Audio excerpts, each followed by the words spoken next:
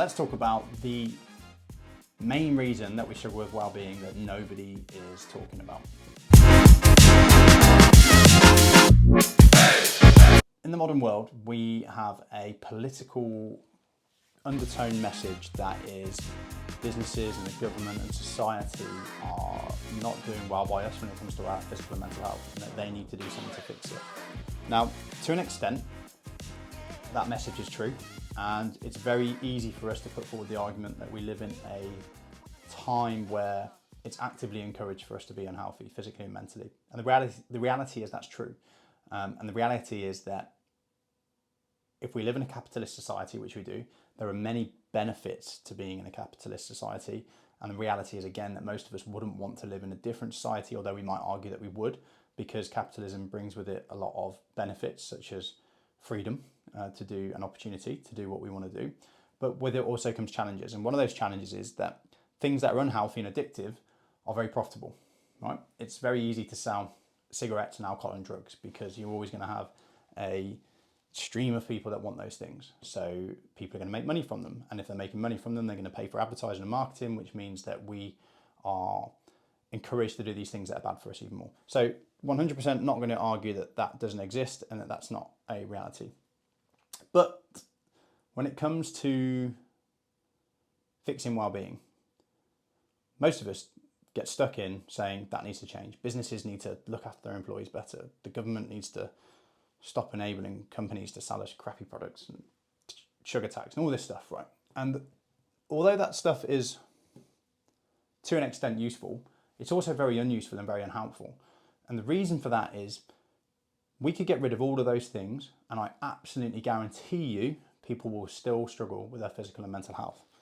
And the reason for that is because although the environment and having crappy products and busy workloads doesn't help, the main reason that people struggle with their physical and mental well-being is they don't like themselves very much. And I put myself in that bracket. At a deep level, we don't really value ourselves, we don't prioritize ourselves, we don't believe in ourselves. And if what I'm saying is untrue, then after lockdown, when everybody was out of work for extended periods of time and they had nothing to do but just live their best lives and look after themselves, we would have had most of the nation coming out in the best shape they've ever been in their lives, physically and mentally. The reality is we came out more unhealthy, drinking more alcohol and fatter, right? Because we don't really like ourselves. And even if we take away all of the stresses of life, we still end up not taking action to look after ourselves. So this is the thing that nobody talks about. And the reality is that no amount of changing the government or changing products or changing the workplace is going to fix that. And this is why we've got so much ongoing poor well-being in the workplace, because by putting all of this emphasis on the businesses, we relinquish ourselves of responsibility. And when we relinquish ourselves of responsibility and say work needs to do this and work needs to do that, we're not going to fix our health, right? The only way that we're going to fix our health is by learning to like ourselves, learning to prioritize ourselves, and then finding the ways to do it. Now, if the workplace can support it or the government can support it, fantastic, but that's only one part of the puzzle. Now, the reason that I know this is true is because I've had my own struggles with physical and mental health, and I know for a fact that both of those times I was a significant part of the problem. And the other reason that I know this is true is because I run tons of workshops with teams and businesses. One of the things that I like to do with teams and businesses is when we're talking about well-being or workload or work-life balance or work satisfaction or happiness, what I like to do is get the teams to tell me what they do want, or try and get them to anyway. And the reason for that is it's very easy for us to complain about what we don't like. Okay, we don't like working this many hours. We don't like sending emails on weekends. We don't like having to drive to work. We don't like working from home. We don't like the way so-and-so speaks to us. Right, and I'm not being pedantic, but we've all got never-ending lists of things that we don't like. But when I ask people to tell me what they do want and what good would look like, they struggle. They get stuck. This is universally true across business, all shapes and sizes of businesses and teams. When I get them to tell me what they do want, they get stuck. And what this shows me is that we are waiting for somebody to fix all of our problems. And if we're waiting for somebody to fix all of our problems, it's never going to work. And I read a book not long ago called The Path of Least Resistance. And there was a quote in there which is going to stay with me for the rest of my life. What was taught in this book was that, well, the quote was, you can get rid of all of your problems and still not have what you want. And I was like, wow, that really, really hits the point and really hits or summarises well the challenges that we face in the modern Western world. And we've got life more comfortable than it's ever been before. I know there's loads of problems. I know we're going through a cost of living crisis. I know there's things going on around the world that we wish weren't going on around the world. But the reality is that the time in which we live now compared to most of human history is bliss, even with the challenges that we face. And another truth about today is that it's never been easier for us to be healthy. Now, people will turn their noses up when I say that and go, but processed foods and sedentary work and mobile phones. And yes, okay, those things bring with them some negative consequences. But the reality is that it's never been easier to be healthy. It's also never been easier to be unhealthy. That's the real problem. The modern world makes it easy for us to be unhealthy. And if it's easy to be unhealthy and we don't like ourselves very much and we're not prioritizing our health, even if it's also easy to be healthy, you're going to have tons of poor physical and mental health.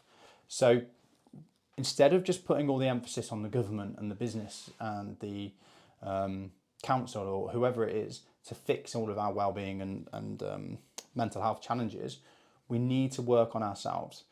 Now, can the government and businesses do things to help us? Of course they can, but we need to work on ourselves as well. So we need the environment to be worked on and changed, and we need us to change as well.